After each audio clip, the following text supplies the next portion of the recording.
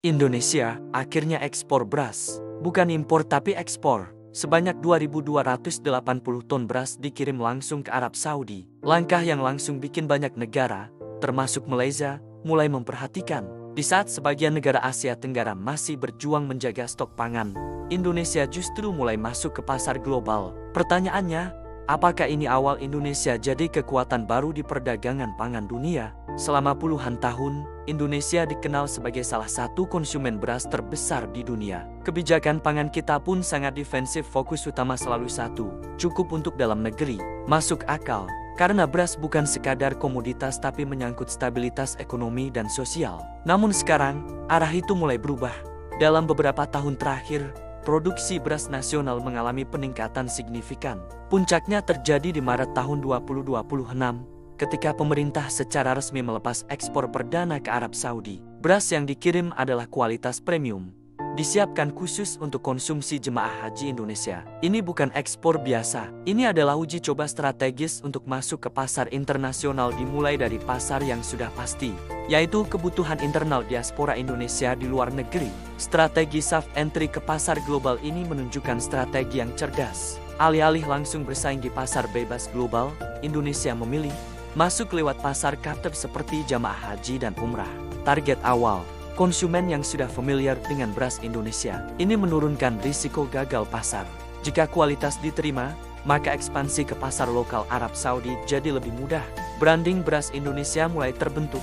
Kesimpulan, ini bukan sekadar ekspor, ini strategi penetrasi pasar jangka panjang. Kunci utama, lonjakan cadangan nasional. Kepercayaan diri Indonesia bukan tanpa alasan. Cadangan beras nasional mencapai 3,7 juta ton di Maret tahun 2026, salah satu yang tertinggi dalam sejarah. Artinya, stok domestik aman, risiko inflasi pangan terkendali, ada ruang untuk ekspor. Namun di sisi lain, ini juga membuka pertanyaan penting, apakah surplus ini berkelanjutan?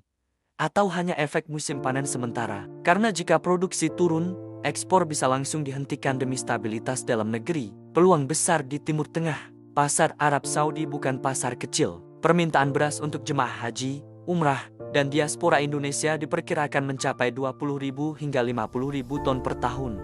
Jika Indonesia mampu menjaga kualitas dan kontinuitas suplai, Timur Tengah bisa jadi pasar ekspor utama baru. Langkah ini juga punya dampak regional. Negara seperti Malaysia, Thailand, dan Vietnam selama ini adalah pemain utama ekspor beras. Masuknya Indonesia berarti kompetisi akan semakin ketat. Peta perdagangan beras regional bisa berubah.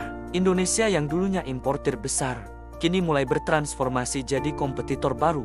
Dampak ke petani, peluang atau risiko. Dari sisi domestik, ekspor ini membawa dua sisi. Peluang, harga gabah bisa naik, pendapatan petani meningkat, insentif produksi lebih tinggi. Risiko, jika ekspor tidak dikontrol, harga dalam negeri bisa naik, distribusi bisa terganggu. Ketimpangan antara daerah produksi dan konsumsi. Keberhasilan program ini sangat bergantung pada manajemen distribusi. Tantangan besar ke depan, agar Indonesia benar-benar jadi pemain global, ada 3 tantangan utama. 1. Konsistensi produksi. Cuaca ekstrem dan perubahan iklim masih jadi ancaman besar. 2. Efisiensi logistik. Biaya distribusi dalam negeri Indonesia masih relatif tinggi. 3. Standar kualitas internasional. Pasar global menuntut kualitas yang konsisten dan ketat. Ekspor 2.280 ton beras ini mungkin terlihat kecil, tapi maknanya besar. Ini adalah tanda bahwa Indonesia mulai bergerak dari negara yang fokus bertahan, menjadi negara yang mulai menyerang di pasar global. Jika strategi ini konsisten, bukan tidak mungkin dunia akan melihat Indonesia bukan hanya sebagai konsumen beras, tapi sebagai salah satu penjaga ketahanan pangan global.